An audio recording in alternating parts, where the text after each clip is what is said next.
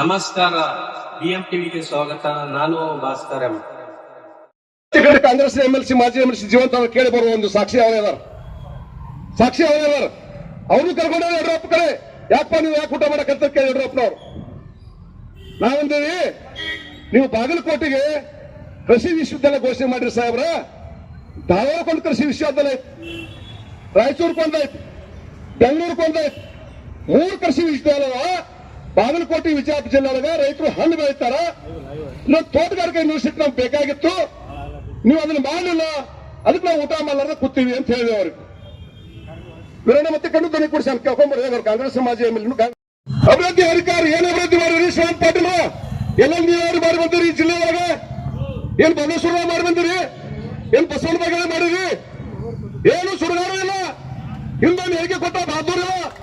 ರೈತ ಆತ್ಮಹತ್ಯೆ ಮಾಡ್ಕೊತಾರಲ್ಲ, ಅವ್ರು 5 ಲಕ್ಷ ರೂಪಾಯಿ ಸಿಗತ್ತ ಆತ್ಮಹತ್ಯೆ ಮಾಡ್ಕೊತಾರ ನೋಡಿ. ಎಲ್ಲಿ ಮಾತದು ಅಲ್ಲೋ ಮಾರ? 5 ಲಕ್ಷ ಇವತ್ತು ಯಾವ ಕಾಲಕ್ಕೂ ಲೆಕ್ಕಕ್ಕಾಗಲ್ಲ. ಅದು 5 ಕೋಟಿ ಕೊಟ್ಟರು ಜೀವ ಕೊಡೋದಿಲ್ಲ, ಯಾರು ಗೊತ್ತಿರಲಿಲ್ಲ. 5 ಕೋಟಿ ಕೊಟ್ಟು ಜೀವ ಕೊಡೋದಿಲ್ಲ, ಜೀವಕ್ಕೆ ಬೆಲೆ ಕಟ್ಟಕ್ ಆಗೋದಿಲ್ಲ. ನೀರ್ ಮಂತ್ರಿ ಇರ್ಬೋದು, ಎಂದು ನೀರು ಹಸಿಲ್ಲ, ಎಲ್ಲ ಬಿತ್ತಿಲ್ಲ, ಗಾಯ ಹೊಡೆದಿಲ್ಲ. ಬೇಕಾದ್ರೆ ಉತ್ತರ ಕೊಡೋದು ತಮ್ಮಿದ್ದೆ ಎಷ್ಟು ಮಳೆ ಅದ, ಯಾವ ಮಳೆ ಯಾವಾಗ ಬರ್ತಾ ಹೇಳ್ಬಿಡು ನೋಡ್ತೇನೆ. ಗೊತ್ತಲ್ಲ ಹೇಳಿಗ ನನ್ನ ಮಾತಿಗೆ ಹೇಳಿ ನೋಡುವಲ್ಲಿ ಅಲ್ಲಿ ಯಾವ ಮಳೆ ಬರ್ತೈತಿ, ಕಡಿಮೆ ಮಳೆ ಯಾವ ಹೇಳಿ ನೋಡ್ರು. ಏನೂ ಗೊತ್ತಿಲ್ಲ, ಸುಮ್ಮನೆ ಆ ರೈತರಿಗೆ ಏನು ಬೇಕಾಬಿಟ್ಟು ಉತ್ತರ ಕೊಡುವಂತ ಇಲ್ಲ. ಹೋರಾಟ ಮಾಡಕ್ಕೆ ಬಂದ್ ಬಟ್ಟೆ ಕೇಳಿ ಬ್ಯಾನ್ ಆಗಿರ್ತೀರ. ಎಲ್ಲ ಮಾಡತ್ ಹೇಳಲ್ಲ. ನಾನು ಒಂದು ಕ್ಯಾಬಿನೆಟ್ ಐತಿ, ಮುಖ್ಯಮಂತ್ರಿ ಡೆಪ್ಟಿ CM ಅವರ, ನೀವು ಸಕ್ರಿಯ ಮಂತ್ರಿ ಅದಿ, ಉಸ್ತುವಾರಿ ಮಂತ್ರಿ. ನೀನು ಬಂದು ಹೋಗೋದು ಕೇಳಿ ನಾವು ನಿನಗೇನ್ ದಾರ ಆಗಿತ್ತು? ಇಲ್ಲಿ ಬಂದು ಹೋಗ್ಲಕ್ ಏನ್ ದಾರ ಆಗಿತ್ತು ನಿನಗೆ? ಹಾಕೋತೀನಪ್ಪ, ಒಂದು 10 ಕೋಟಿ ಕೊಟ್ಟವ್ರು ಹಾಕೋತೇವೆ. ನೀನು ಹಾಕೋತೇವ ಶ್ರೀರಾಮ್ ಪಾಟೀಲ? ಎಲ್ಲ 50 ಕೋಟಿ ಕೊಟ್ಟು ಅಂತ ಹೇಳ್ಬಿಟ್ಟು ನಿಮ್ಗೆ ಕೇಳಲ್ಲ. ನಾನು ಪುನರಾಗಿ ಹೇಳ್ಬಿಟ್ಟು 1 ವರ್ಷದಿಂದ ಬೇಕಲ್ಲ. ನಾನು ಮತ್ತೆ ಜನ ಹೋಟ್ ಹಾಕ್ತಾವ, ಮತ್ತೆ ಬೇರೆ ಇರ್ಲಿ, ಅವ್ರ ಹಣಿ ಬರಲ್ಲ. ಆದ್ರೆ ಹೋಟ್ ಹಾಕಿದವ್ರ ಉಪಕಾರ ತೀರ್ಸೋ ಕೆಲಸ ನೀವು ಮಾಡ್ಲಿಕ್ಕಂದ್ರೆ ಭವಿಷ್ಯ ಮಾಡಿಲ್ಲ, ಯಾವುದೂ ಶಾಶ್ವತ ಇಲ್ಲ. ಹೈದರಾಬಾದ್ ನಿಜಾಮರ ಸಂಸ್ಥಾನ ಹೋಗೈತಿ, ಬಿಜಾಪುರ ಅಲ್ಲಿಸ್ತಾಯಿ ಸಂಸ್ಥಾನ ಹೋಗೈತಿ, ಗುಲ್ಬರ್ಗ ಬೋಗಣಿ ಸರ್ಕಾರ ಹೋಗೈತಿ. ಯಾವ ರಾಜರು ಶಾಶ್ವತ ಅಲ್ಲ, ಯಾವ ಮಂತ್ರಿಗಳು ಶಾಶ್ವತ ಅಲ್ಲ. ಮತ್ತೆ ತಿಳ್ಕೋಬೇಕಿದ್ರೆ ನೀವು ಆರೋಪ ಮಾಡ್ತಕ್ಕಂಥ ಎಂಬುದು ಬಹಳ ಹೇಳಿಕ್ ಹೋಗುದಿಲ್ಲ, ಟೀಕೆ ಮಾಡಕ್ ಹೋಗುದಿಲ್ಲ. ನಾನು ಒಂದೇ ನಿಮ್ಗೆ ಬೇಕಲ್ಲ ಚಿಂತನೆಗಳು. 3500 ಕೇಳೋರು ನಿನ್ ಬೆಳಗಾವಿ ಟಿವಿ ನೋಡ್ರೆ, ಅಲ್ಲಿ ಜಿಲ್ಲಾಧಿಕಾರಿಗಳು ಬಂದು 3500 ಕೊಡಕ್ ನಾವು ಒಪ್ಪಿಸ್ತಂತ ಬಂದು ಹೇಳಿಕೆ ಕೊಟ್ಟವ್ರು. ಅವ್ರು 3500 ಕೇಳಿದ್ರು. ನಾ ಕೇಳ್ತೀನಿ, 1 ಟನ್ ಕಬ್ಬು ನುಡ್ಸೋದ್ರಿಂದ ಅದು ಬ್ಯಾಂಡಿ ಮದ್ಯ ಇರ್ಬೋದು, ವಿದ್ಯುತ್ ಇರ್ಬೋದು, ಬೇರೆ ಬೇರೆ ಎಥಿನಾಲ್ ಇರ್ಬೋದು, ಸಕ್ಕರೆ ಇರ್ಬೋದು, ಇವೆಲ್ಲವರು ತಯಾರು ಮಾಡಿದಾಗ ನಾ ಕನಿಷ್ಠ ಕೇಳ್ತೀನಿ. ರಾಜ್ಯ ಸರ್ಕಾರ ಕೇಂದ್ರ ಸರ್ಕಾರ ಬಿಡ್ತೀನ, ಅವ್ರಿಗೂ ಟ್ಯಾಕ್ಸ್ ಬೇಕೈತಿ. ರಾಜ್ಯ ಸರ್ಕಾರಕ್ಕೆ 1 ಟನ್ ಕಬ್ಬಿ ಕನಿಷ್ಠ 1000 ನಾ ಬಾ ಕಡಿಮೆ ಹಾಕತ್ತೀನಿ. 1000 ರೂಪಾಯಿ ನಿಮ್ಗೆ ಅಲಾಮತ್ ಸಿಗದ ಟ್ಯಾಕ್ಸ್ ಇದು. ಅವ್ರು ಕೇಳಕತ್ತಾರ 32 ಕೂಡ ಕೊಟ್ಟಿರಿ, ಇನ್ನು 300 ರೂಪಾಯಿ ಸರ್ಕಾರದ ಕೊಟ್ಟು ಬರಲ್ಲ. 1700 ಸಿಗದ ಸಾಕಲ್ಲ ನಿಮಗೆ? ಇದಕ್ಕೆ ತರ ಹಾಕಿದ್ರಿ ನೀವು? ನನ್ನ ಪ್ರಶ್ನೆ ಇದು. 1000 ಹೆಚ್ಚೈತಿ ನಿಮ್ಗೆ ಕರೆಯಲ್ಲ ಸರ್ಕಾರಕ್ಕದು 1 ಟನ್ ಕಬ್ಬಿನಿಂದ. ನಾ ಬಾಳಿಲ್ಲ, 1300 ಕೊಟ್ಟು ಬರ್ರಿ. 3200 ಕೊಡ ಕೊಟ್ಟಾರ ಫ್ಯಾಕ್ಟ್ರಿ ಅವರು. ನೀವೊಂದು 300 ಕೊಡ್ರಿ, 3500 ಆಗ್ಬಿಡ್ತದು. ಆಗೋ ಸಮಸ್ಯೆ ಇಟ್ಟುತ್ತೆ ಆಗಿಲ್ಲ ಅಂದ್ರೆ ಹೆಂಗ್ ನಿಮಗಿದು ಹೇಳಿದ್ರು? ಯಾವ ಪ್ರಶ್ನೆ ಆಲಪ್ಪ ಬೆಳಿಬಾರ ತಪ್ಪ ಹಾಕತ್ತೀರಿ. 1000 ಸಿಗುದಿಲ್ಲ ಅಂದ್ಬಿಟ್ಟು ಇವತ್ತ ಬಂದು ಹೇಳ್ರಿ, ನಾವು ಕ್ಷಮಾ ಕೇಳ್ತೀನಿ. ಕ್ಷಮಾ ಕೇಳ್ತೀನಿ. ನೀವು ಯಾಕೆ ಮುಚ್ಚಿರ್ತೀರಿ? ಸತ್ಯವನ್ನ ನಾನು ಮಂತ್ರಿ ಕೆಲಸ ಮಾಡಿರಿ.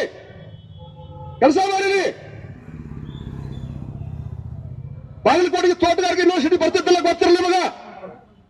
ನಾನು 2 ತಿಂಗಳು 15 ದಿವಸ ತೋಟಗಾರಿಕೆ ಮಂತ್ರಿ ಇದ್ದೆ, ಕೇವಲ 2 ತಿಂಗಳು 15 ದಿವಸ. ವಿಧಾನಸೌಧದೊಳಗ ಯಡಿಯೂರಪ್ಪ ಅವರು ಮುಖ್ಯಮಂತ್ರಿ ಬಜೆಟ್ ಮಂಡನೆ ಮಾಡಿದ್ರು. ಬಾಗಲಕೋಟೆಗೆ ಕೃಷಿ ವಿಶ್ವವಿದ್ಯಾಲಯ ಘೋಷಣೆ ಮಾಡಿದ್ರು. ಬಜೆಟ್ ಬುಕ್ ತೆಗೆದು ನೋಡ್ರಿ, ಅದೆಲ್ಲ ಮಲ್ಲೆ ಮುಖ್ಯಮಂತ್ರಿ 2012 ಆದಾಗ ಕೃಷಿ ವಿಶ್ವವಿದ್ಯಾಲಯ ಘೋಷಣೆ ಆಯಿತು. ಬಜೆಟ್ ಬುಕ್ ತೆಗೆದು ನೋಡ್ಬೋದು ನೀವು. ಮಧ್ಯಾಹ್ನ ಊಟಕ್ಕೆ ಬಿಡ್ತು, ಒಂದಕ್ಕೆ ಖರ್ಚು ಮಾಡ್ಬೇಕಾ ಅಂದ್ರೆ ನೀವು ಯಾವ ಮಟ್ಟಕ್ಕೆ ಬಂದಿರಿ ಅಂತ ಹೇಳಿದ್ರೆ, ಜನಾಂದೋಲನ ಜನಗಳ ದಂಗೆ ಎದ್ದು ಬಡಿಗಿತ್ತು ಒಂದು ವಿಧಾನಸೌಧಕ್ಕೆ ಬರ್ತಾರೆ, ನೀವು ಹೇಳಂಗಿಲ್ಲ ಅಂತಕ್ಕಂಥ ಮಾತು ನಾನು ನೋಡಕತ್ತೀನಿ. ಇವತ್ತು ನಾನು ನೋಡಕತ್ತೀನಿ. ಜನ ಬ್ಯಾಸೋತ್ತಂದ್ರೆ ಏನ್ ಮಾಡ್ತಾರೆ? ಮತ್ತವರು ಜನ ಬ್ಯಾಸೊತ್ತಾಗ ಬರ್ತಾರೆ, ಸುಮ್ಮನೆ ಅವ್ರ ಕೆಲಸ ಮಾಡಾಕವ್ರಿಗೆಲ್ಲ ಅವ್ರ ಕುಟುಂಬದವ ಮನೆ ಐತಿ ಎಲ್ಲ ಐತಿ ಪಟ್ಟಿಯಲ್ಲಿ ಬಂದು ಕುಂದ್ರ ಕಡೆ ಕೆಲಸ ಇಲ್ಲ ಅವ್ರಿಗೆ ಅಥವಾ ಪ್ರಚಾರ ತಗೊಳಕ್ ಬಂದಾರ ಯಾರು ಇವ್ರ ಏನೂ ಇಲ್ಲ.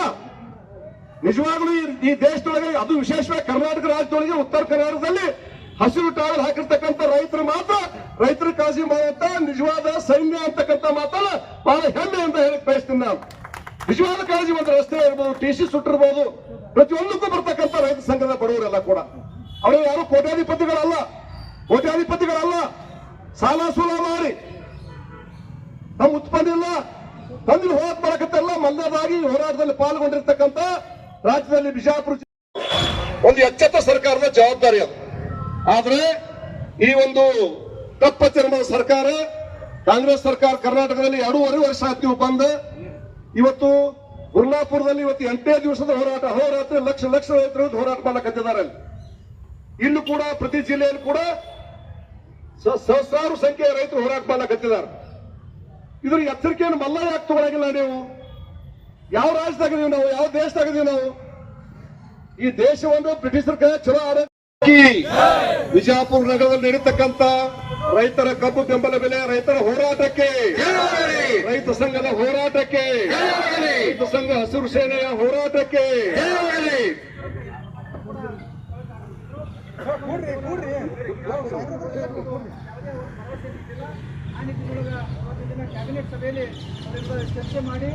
ಕರ್ನಾಟಕ ರಾಜ್ಯದಲ್ಲಿ ವಿಶೇಷವಾಗಿ ಬೆಳಗಾವಿ, ವಿಜಯಪುರ, ಬಾಗಲಕೋಟೆ,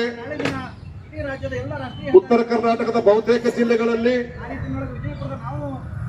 ಕರ್ನಾಟಕ ರಾಜ್ಯ ರೈತ ಸಂಘ, ಹಸಿರು ಸೇನೆ, ಕಬ್ಬು ಬೆಳೆಗಾರರ ಸಂಘ ಹಾಗೂ ವಿವಿಧ ರೈತ ಸಂಘಟನೆಗಳ ಒಡಗೂಡಿ ರೈತರು ಬೆಳೆದಿರ್ತಕ್ಕಂಥ ಕಬ್ಬಿಗೆ 1 ಟನ್ ಕಬ್ಬಿಗೆ 3,500 ರೂಪಾಯಿಗಳನ್ನು ಬೆಲೆ ಕೊಡಬೇಕು ಅಂತಕ್ಕಂಥ ಒಂದು ಬೇಡಿಕೆಯನ್ನು ಇಟ್ಟುಕೊಂಡು ದೊಡ್ಡ ಹೋರಾಟವನ್ನ ರಾಜ್ಯ ರೈತ ಸಂಘದ ಅಧ್ಯಕ್ಷರಾಗಿರ್ತಕ್ಕಂಥ ತುನಪ್ಪ ಪೂಜಾರಿ ಅವರ ಅಧ್ಯಕ್ಷತೆಯಲ್ಲಿ ಹಾಗೂ ಗುರ್ಲಾಪುರದಲ್ಲಿ ನಡೆತಕ್ಕಂಥ ಪೂಜ್ಯ ಶಶಿಕಾಂತ್ ಗುರೂಜಿ ಅವರ ನೇತೃತ್ವದಲ್ಲಿ ನಡೆಯತಕ್ಕಂಥ ಹೋರಾಟದ ಅಂಗವಾಗಿ ಪ್ರತಿ ಜಿಲ್ಲೆಗಳಲ್ಲೂ ಕೂಡ ಹೋರಾಟ ನಡೀತಾ ಇದೆ. ಅದರಂತೆ ವಿಜಯಪುರ ಜಿಲ್ಲೆಯಲ್ಲಿ ಕೂಡ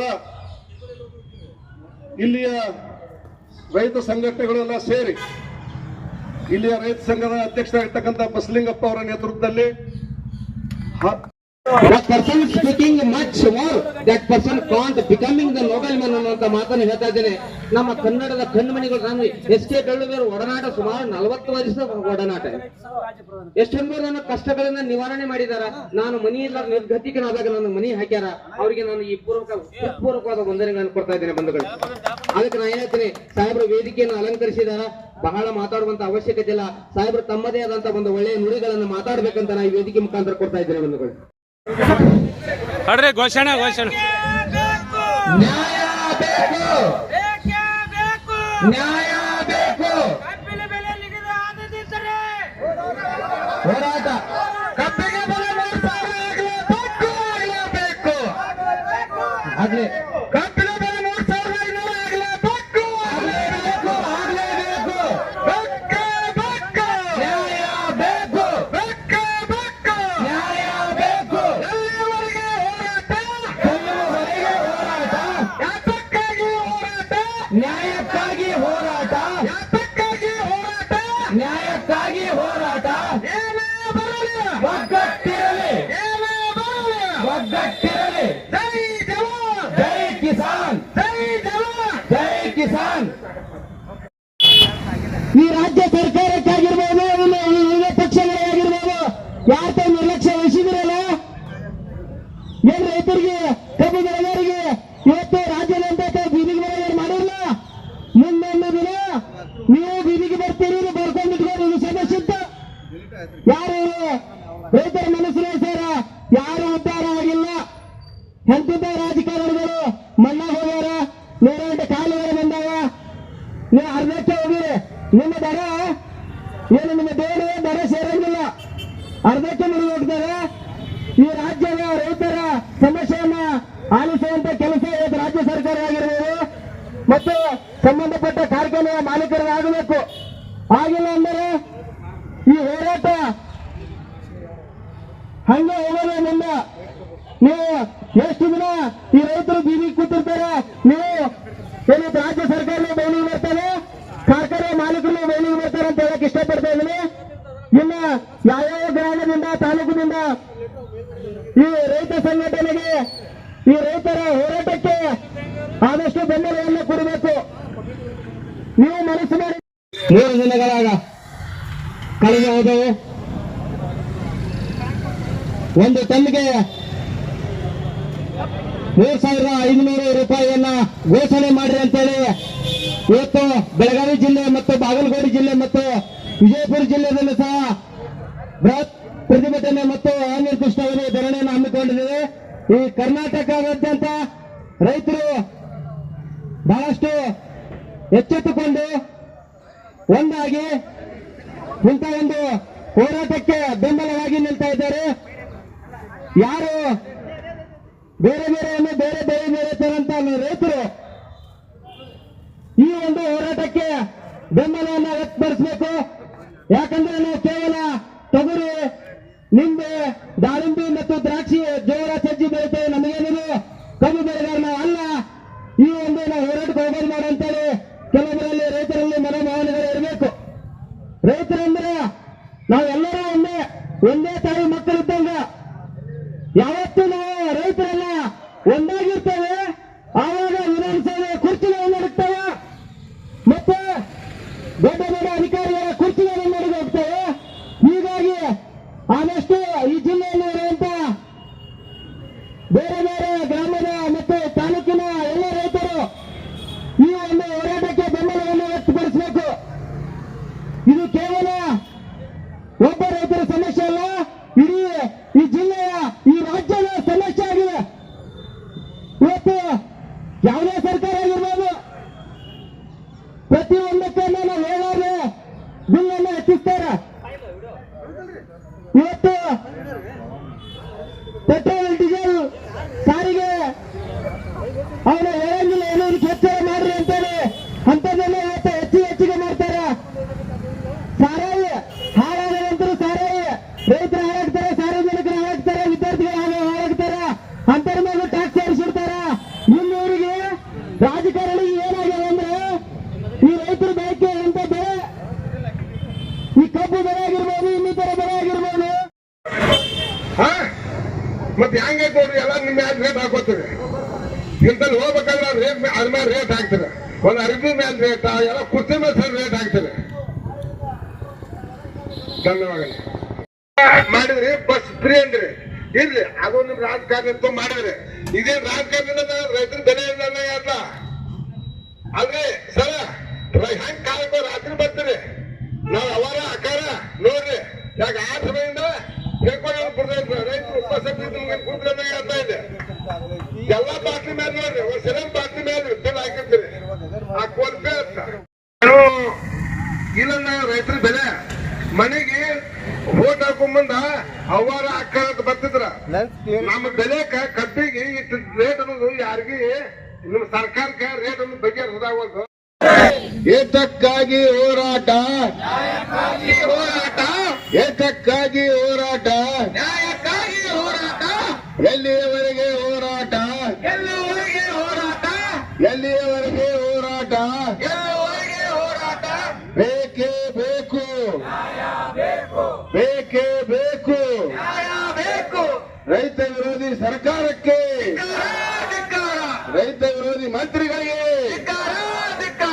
ಕರ್ನಾಟಕ ರಾಜ್ಯ ರೈತ ಸಂಘಕ್ಕೆ, ಅನ್ನದಾತನಿಗೆ, ನೇಗಿಲ ಯೋಗಿಗೆ ಜೈ ಜವಾನ್, ಜೈ ಕಿಸಾನ್, ಜೈ ಜವಾನ್, ಜೈ ಕಿಸಾನ್.